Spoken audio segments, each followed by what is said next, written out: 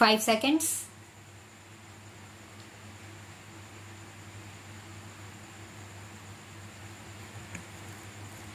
Now, generally speaking, this political aspect of the Asian struggle is drawing to its natural and inevitable culmination.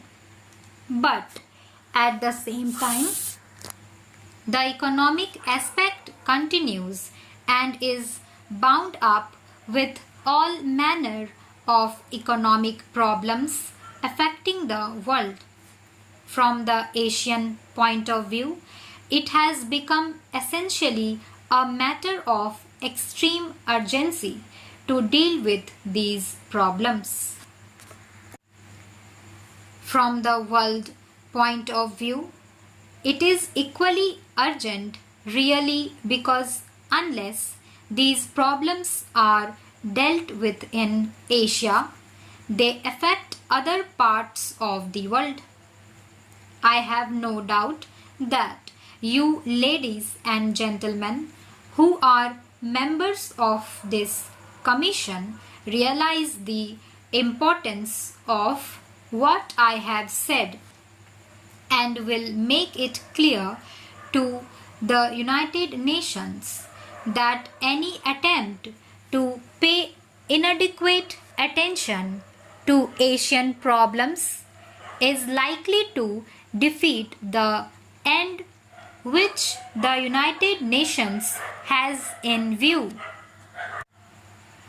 In Asia, many historical forces have been at work for many years past and many things have happened which are good and many things which are not so good, as always happens when impersonal historical forces are in action.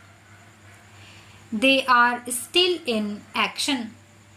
We try to mold them a little, to divert them here and there, but essentially they will carry on till they fulfill their purpose and their historical destiny. That historical destiny can only be one of complete political and economic freedom within some kind of world framework. In Asia and the rest of the world, there are various systems at work, political and economic, in different countries. Obviously, it will not be possible to cooperate easily unless we proceed on the basis of not interfering with any system, political or economic, in any country, leaving it to that country to develop as it chooses within the larger sphere of world cooperation. You can look upon the problems of Asia from the long term and the short term point of view. The short term problems demand immediate attention because of the urgency of solving some great difficulties. There is, for instance, the aspect of food. It is an extraordinary state of affairs that in a country like India or similar predominantly agricultural countries, we should lack food or that we should not have a sufficiency in food. There is something obviously wrong if that kind of thing happens. I have no doubt in my mind that India for its part can and we will produce enough food for itself. Tomorrow will be the 31st anniversary of our independence. On the eve of this auspicious occasion, I greet you, my fellow citizens, at home and abroad, and offer you my good wishes. Much has happened in the last 1 year. The government has done its best to restore the rule of law and the liberties of our people.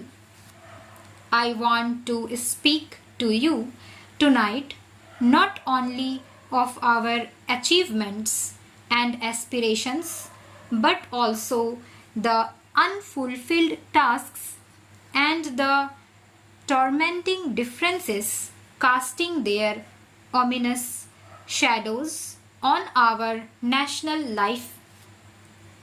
A country of India's dimensions, with its missed opportunities and mounting challenges, remains a nation in constant evolution despite its impressive strides in many spheres. It has been going through an endless self-examining process, trying to rediscover itself, shed the accumulated hangovers of the past, and keep pace with the complexities and compulsions of the present times. The tempo of this activity can be sustained only through stability, which is the very basis of survival. The country stands today at the critical crossroads of history, and any false turn could prove ruinous for the nation. In a democracy, there is always place for honest differences. The inherent right of dissent must not, however, be carried to the point of obstructing the democratic processes, blocking the proceedings of legislatures, carrying controversies to the streets, or indulging in the politics of denunciation and manipulation. The country's political system can function only within the framework of the accepted norms based on self-restraint and readiness to place public welfare above narrow party or personal interests.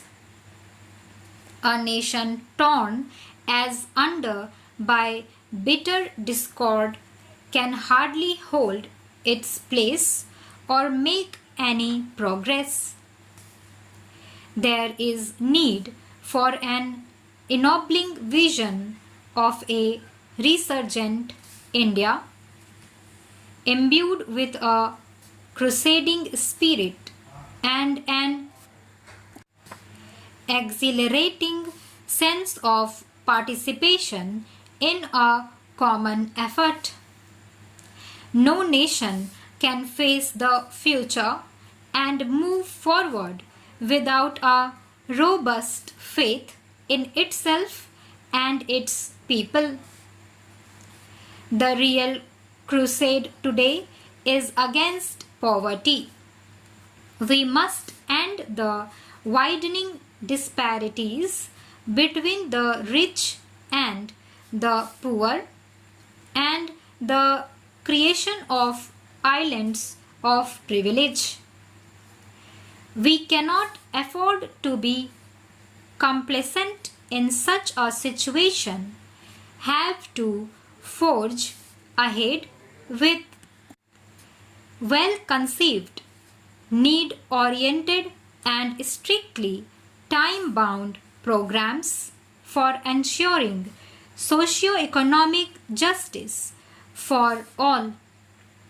The future must hold out a promise for a better life for the economically weaker and vulnerable sections of our society. Stop.